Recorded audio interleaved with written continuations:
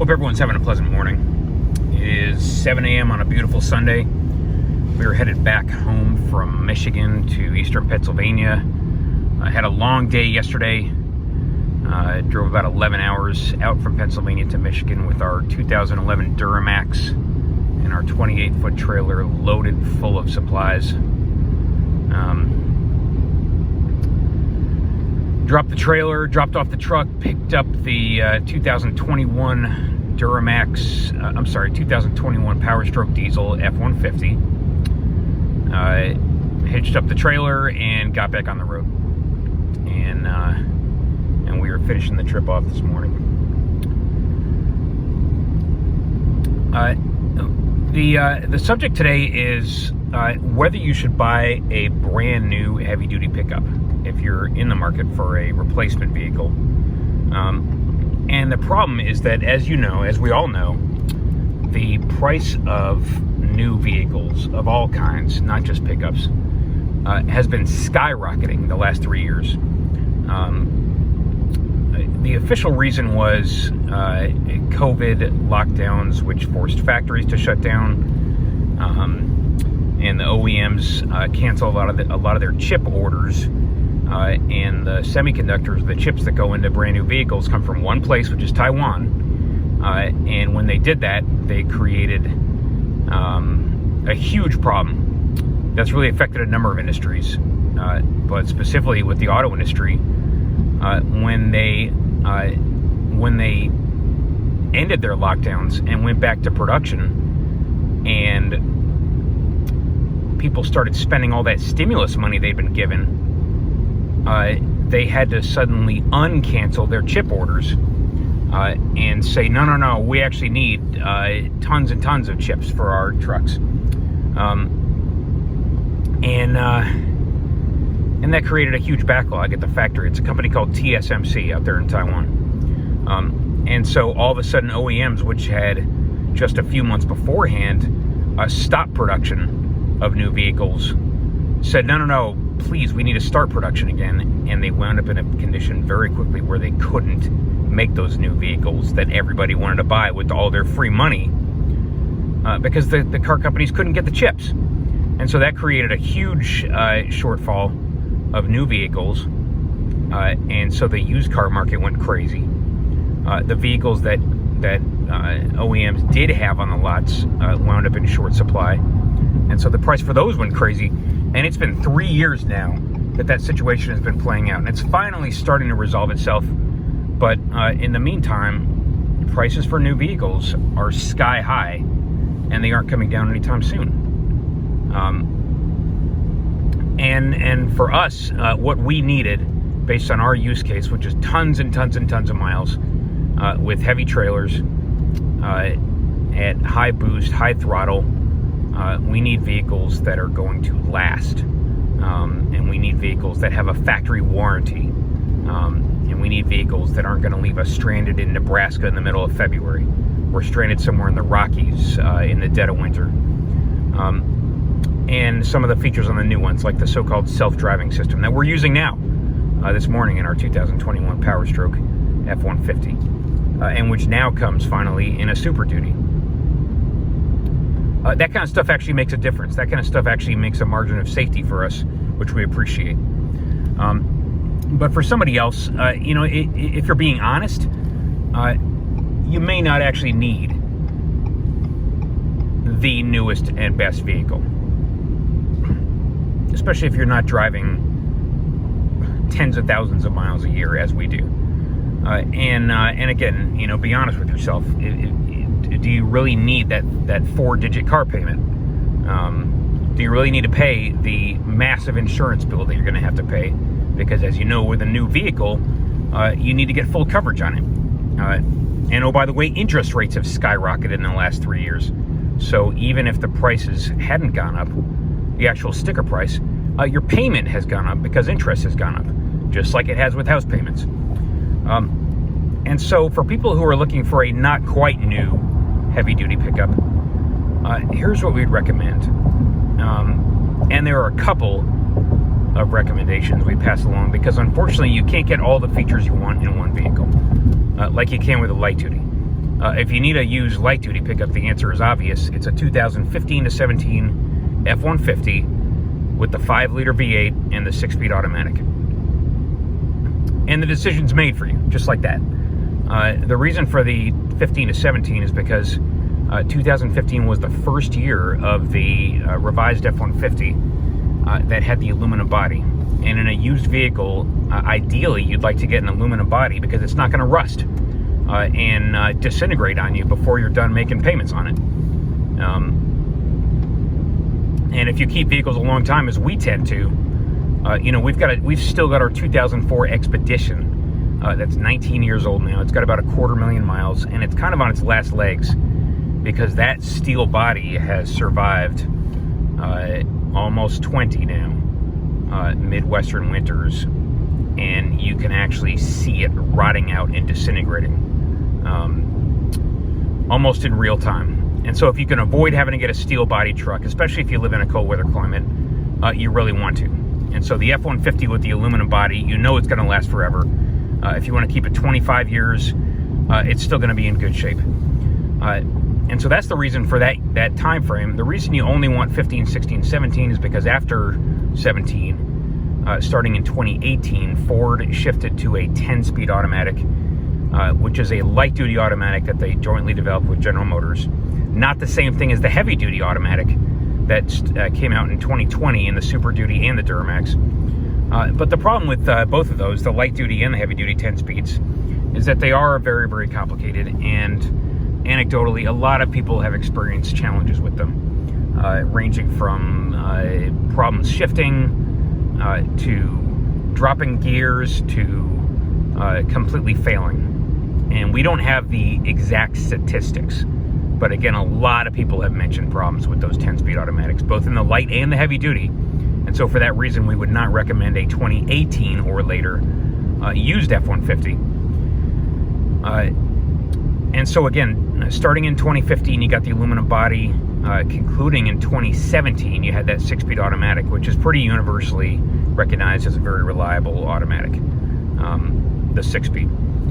And then the 5-liter V8, it's a naturally aspirated, not a forced induction engine. Very, very reliable, very, very durable. It had been, I think in 2017, starting in 2017, it had been in the F-150 for at least a half a decade. It had had the problems worked out. It didn't yet have that VCM, the variable cylinder management system, otherwise known as displacement on demand, that Ford has introduced in the last couple of years to improve gas mileage. But it's really created some durability issues. It's created oil consumption issues. And so you want to avoid the newer ones if you can. And so there it is, the light-duty pickup. If you need a used one, get a 2015 to 17 F-150 with the V8 and the 6-speed automatic. Okay, heavy duty, it's a little more complicated because, again, you can't get everything you want in one place. But most of what you want can be found in the 2014 to 18 Ram 3500 with the 6.7 high output Cummins inline 6 and the 6-speed Aisin transmission, AS69RC. And we know that's not how you pronounce Aisin, but that's how we pronounce it. And again, 2014 to 18, those were the final years of the 4th generation Ram, the 4th gen, which a lot of people, including us, think is the best version of that truck. The 2019 and newer 5th gen Ram, yeah, it's got more power, yeah, it's got more torque, but the problem is in 19 they introduced the CP4 high pressure fuel pump.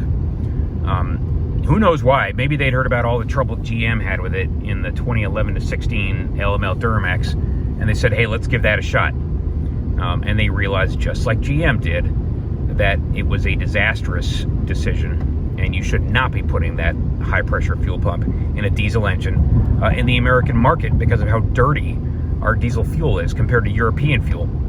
And the CP4 pump was designed for European fuel. And so they had so many failures in the 2019 and 2020 6.7 Cummins that by 21 they had basically cried uncle and gone back to a CP3. But if you get a 14 to 18 6.7 Cummins, you won't have that problem. And again, this is about saving money on a used pickup, so we're not going to recommend a 21 6.7 Cummins. because it's still going to be very, very expensive. The Aisin 6-speed is one of the two most durable and longest lasting and reliable automatic transmissions ever put into a heavy duty pickup. The other one being the 6-speed Allison, which we'll talk about in a minute. And it's bulletproof. It can take huge amounts of power and torque. It can take high throttle, high boost conditions for days and weeks and months and years on end. And it holds up very, very well. It's actually made by Toyota's transmission manufacturing affiliate in Japan. Well, it's from Japan. Not sure if it's made in Japan. And again, that transmission I think was introduced to the Ram in the 2013, maybe the 2014 model year. It was an instant hit. Everybody loved it. They couldn't get enough of it. And as opposed to the previous 6-speed, which is called the 68 RFE, which actually Ram kept using in the light duty, the standard output 6.7 Cummins, which is not a transmission you should try to get. It's not nearly as durable. It's got a long and troubled history. Some people say it started out as a minivan transmission, and that may or may not be an exaggeration. But avoid the 68 RFE in the standard output 6.7 Cummins, and go with the Aisin in the high output. By the way, you can also get a 6-speed manual in at least the standard output and maybe even the high output. And they made that transmission through the year 2018. And the problem is people were just buying it in smaller and smaller and smaller numbers. And eventually it just wasn't worth keeping it in production because of the low single-digit percentage of people who were buying it. And so they got rid of it when the 4th generation Ram stopped being built at the end of 2018. But if you really want a manual and you really want to shift your own gears, yeah, you can get one in the 14 to 18 Ram heavy duty. There was obviously the emissions equipment had been on those trucks for a number of years. The DPF, the soot filter, had been on the Cummins since 2007.5. Our father-in-law actually had one of those. And the EGR system had also been on the Ram heavy duty starting in 2007.5. Had some trouble early on. Both of those systems eventually more or less had the kinks worked out.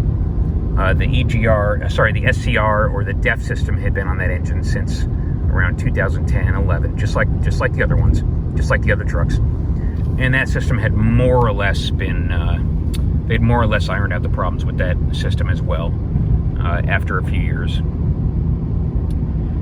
And the beauty of the Cummins is that it's an inline 6. It's a straight 6 engine. It's a much more simple engine compared to a V8. It's only got one bank of cylinders. It's only got one cylinder head. So if you have to change the head gasket, singular, not plural, there's only one of them to do.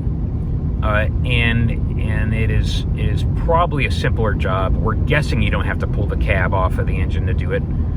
Could be wrong. Correct us if we're wrong.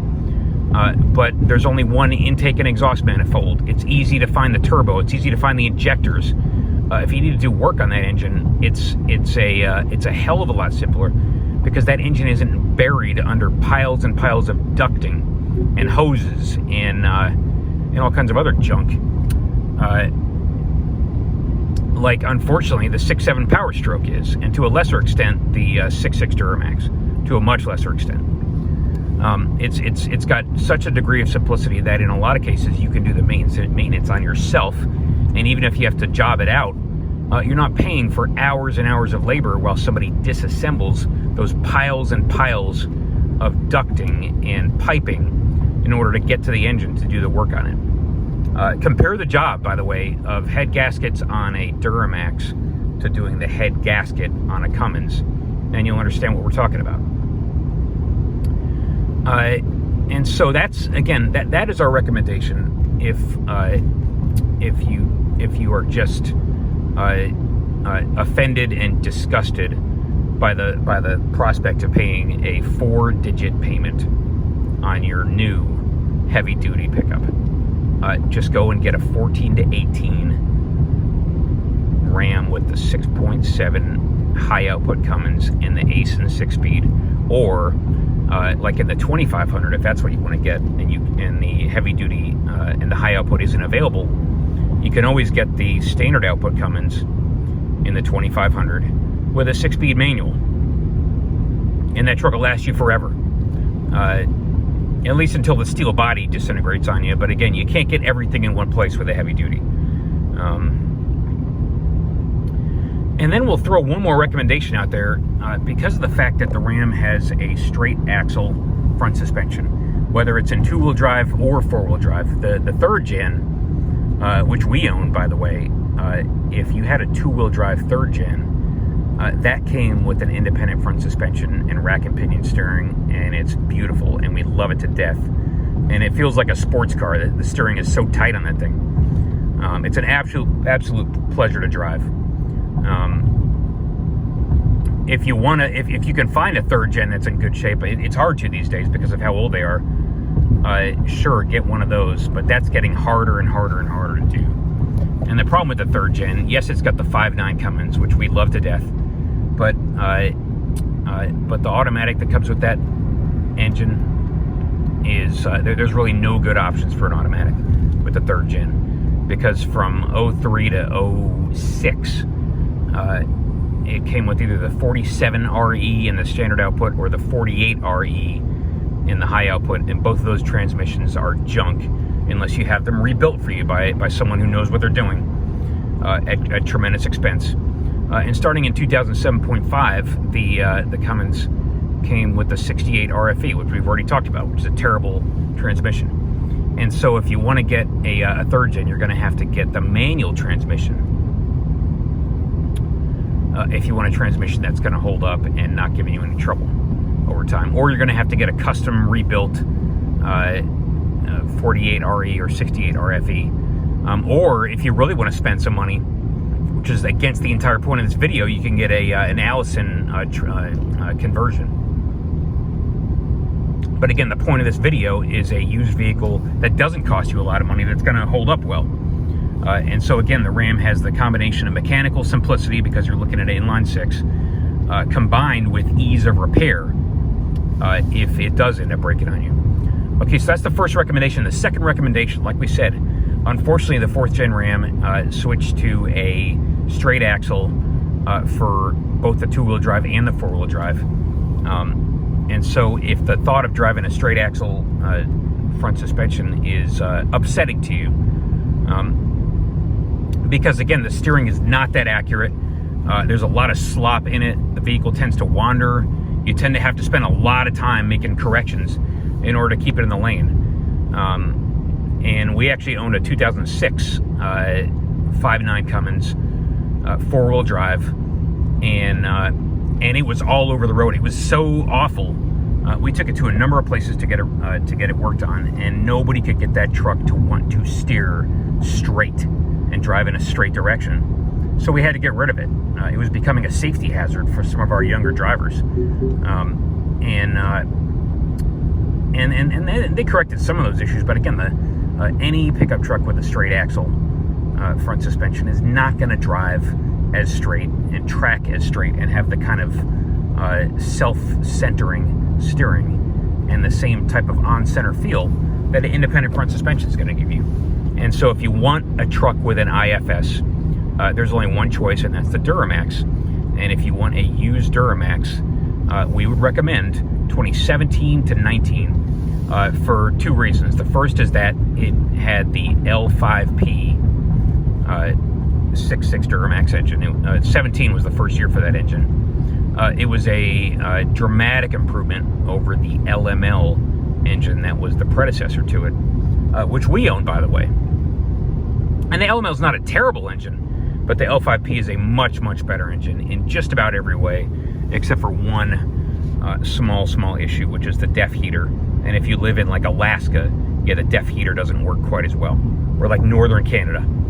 But in every other way, it's a dramatic improvement. The chief engineer on that engine for the L5P was like a hot rodder, like he'd come up in the racing community, and it really showed in so many ways once you started tearing apart that engine. If you watch some of Gale Banks' videos about the L5P, He goes into great detail on it. It's a very solid engine, much more reliable, and much more capable of having a lot more power added to it. They've done like the overhead. They've done the work to give it the ability to handle, 200, 300, 400 extra horsepower. Well, at least 200 or 300 safely. Not that we would want to do that kind of thing, but some people do. They got rid of the CP4 high pressure pump in the 2017 model year when they went to, I think, a Denso pump, the HP4 pump. And so if you can, and so again, 17 is the first year you could get the L5P Duramax. And then at the end of 19,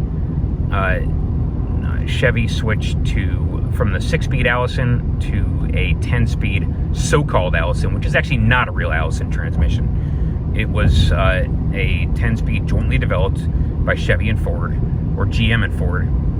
And anecdotally, again, we don't have the statistics in front of us, but a lot of people have complained about that transmission, both in the GM and in the Ford incarnations.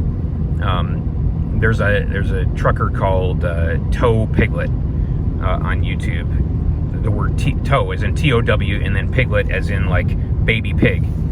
And he has had, I think, three separate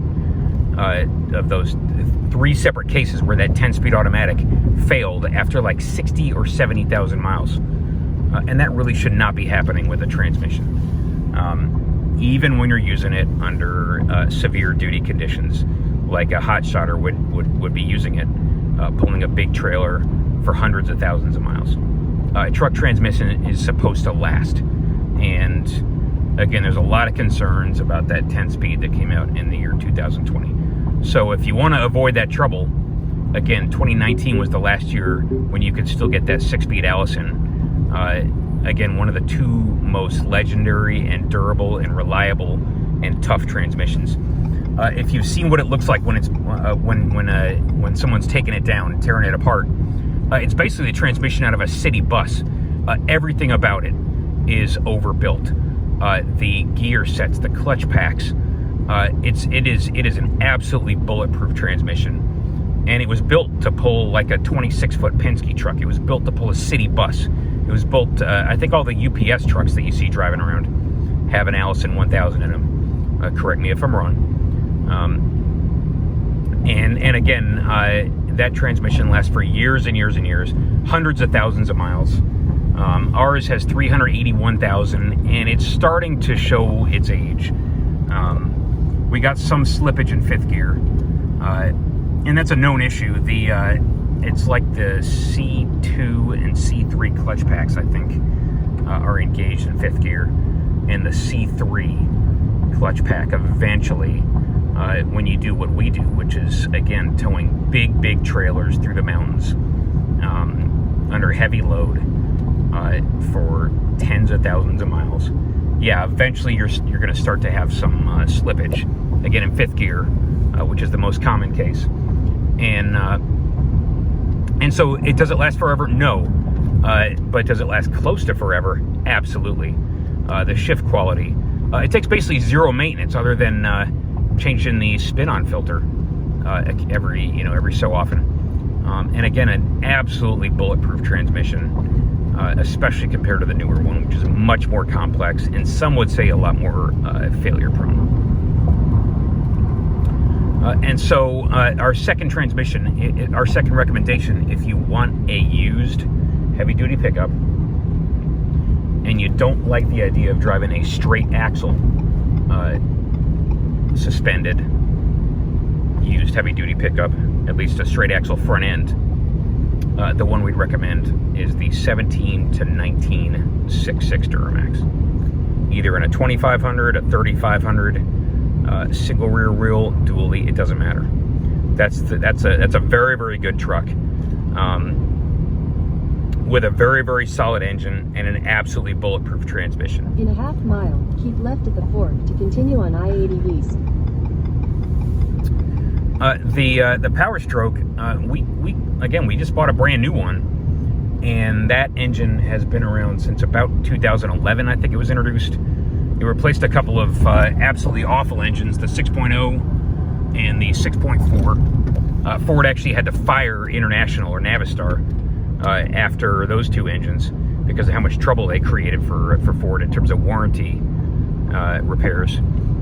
And the 6.7 was actually their first in-house produced truck engine, their first in-house produced diesel heavy-duty truck engine. And over the years, they have tinkered with it and adjusted it to the point where, yeah, the latest version, which came out in 2020, is solid and it's pretty durable and it will last. The problem being that it's so complicated. Again, it's buried under piles and piles of ducting and hoses and everything else. And it's not the kind of engine you're going to want to work on. And after a couple 100,000 miles, when you start having to do injectors, when you start having to do, the turbo, who knows, maybe the head gaskets eventually, you're going to start having to pull the cab off of it in order to do maintenance like that. And when it's out of warranty, that is going to be monumentally expensive. And again, the entire purpose of this video, we're talking about saving money. And so you don't really end up saving money if you buy a cheap used pickup truck that's going to need a lot of maintenance and is going to cost a huge amount when it does need that maintenance. So you want a combination of mechanical simplicity, if possible, and ease of repair, if possible. And that's what you want to think about when you're trying to save money on a used vehicle. And so for those two reasons, again, our number one recommendation is the 14 to 18 Ram with the heavy duty, the high output 6.7 Cummins, and the Aisin 6-speed, or the 6-speed manual if you're so inclined. And our second recommendation is the 17 to 19 Duramax 6.6 with the L5P engine and the 6-speed Allison transmission. We own a 2011, which was the first year for the LML engine. We got it for a very specific reason, to address some of the shortfalls in our 03 Ram with the 5.9 Cummins and the 47RE transmission. And it has worked well for us. It's done a good job. It's starting to show its age after 381,000 miles. And it's not the kind of thing we would want to take across country through the Rockies, loaded up to 20+ thousand pounds. We had it loaded to 24,000 on Thursday. We did a 10-hour round trip to Connecticut. And it's at the point where you start to wonder, okay, is it going to make it? Are we going to have some drama? Are we going to have, who knows what go wrong in a place where we'd rather not break down? And so loaded up to 24,000 like we had it on, not Thursday, on Friday. 10-hour round trip to Connecticut in our 48-foot trailer. I mean, it made the trip. Yesterday we had it loaded to only like 15,000 with our 28-foot trailer, and again, it made the trip through the mountains in Pennsylvania and out to Michigan. But would we want to send a younger and inexperienced driver out on a long trip with it? Absolutely not. But we want to take our kids in it, cross country to see the national parks? Absolutely not. Because you know the deal, if you got a family, it's one thing to break down when you're on your own, and you can kind of deal with that. It's another thing to break down with, family in the car, and you just don't want to have to put them through that, if that makes sense. And so for that reason, our 2011 LML Duramax, again, a solid engine. It's probably going to last. It's probably going to make it to 450 or maybe 500,000 miles, but not much farther than that. It's kind of in its twilight years, if that makes sense. And it's got the problem of mechanical complexity coupled with difficulty of repair. And so anytime something goes wrong on it, it quickly escalates to the point where it's not really something we can do. When the rubber boot blew off of the turbo, the compressor side of the turbo, last summer, that took an 8-hour drive through the mountains, again with our big trailer, and it turned it into like a 14-hour odyssey because it had happened a second time in the middle of the night going uphill in the mountains. And yeah, we were able to fix that ourselves. But if it didn't happen to be located in that exact spot where we could reach it easily with like a ratchet and a deep well socket, no, that would have been a $500, $1,000 repair, because we would have had some diesel mechanic having to tear it apart to get to the place where the failure had happened. And so that's the kind of thing that starts going through your mind with one of these older engines that is both highly complex and expensive to repair. If the entire point is saving money, it becomes a self-defeating proposition. And so that's why we would not recommend the LML, even though we've enjoyed it. It's worked well for us. And that's why we also wouldn't recommend a high mileage used 6.7 Power Stroke. The truck we just bought, and the one we have, is under a factory warranty. And if you get a used one with a couple 100,000 miles on it, no, you are on your own. And you are paying to have it towed, and you are paying to have that cab lifted off of it when it needs some complex repair. And all that money you thought you saved by buying a used one just went out the window. All right, well, I don't want to belabor the point, and I hope this has provided some food for thought and have been useful in some way to you. Hope you all have a pleasant morning and enjoy the rest of your Mother's Day weekend, by the way. And don't forget to say Happy Mother's Day to all the mothers in your life. And we will talk to you later.